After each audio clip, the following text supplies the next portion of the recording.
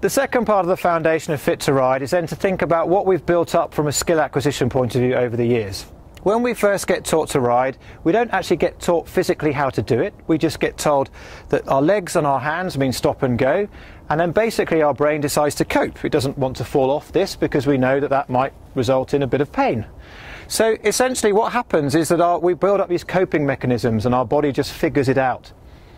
Now when we think about it, what we should be able to do is to ride a horse down a straight line, and if we're balanced, the horse should stay in a straight line, and we shouldn't need to use either the rein or our leg to keep the horse in a straight line.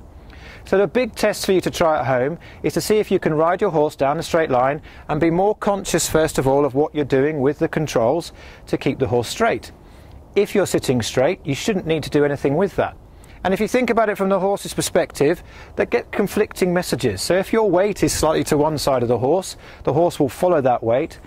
And then if we're asking it to go back with either the rein or the leg, we're telling it two different things, which isn't particularly helpful from the horse's perspective.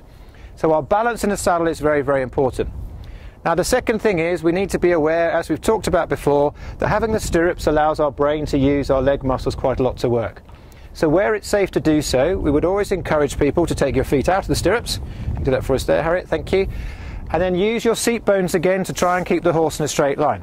So this time as an exercise, we're going to ask Harriet to come down the centre line again without stirrups and be very aware of not doing anything with her hands or with her legs to keep the horse in a straight line, and just use her seat bones. So if the horse starts to drift slightly to the right, a dab of the left seat bone, and vice versa in the opposite direction. So if you can go and do that for us, Harriet, that would be great.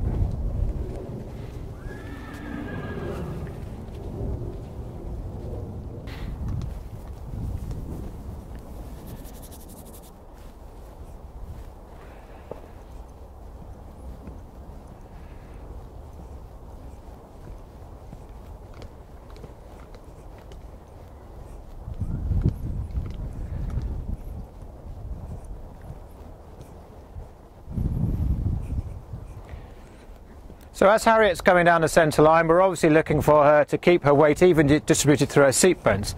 So if we can halt that there.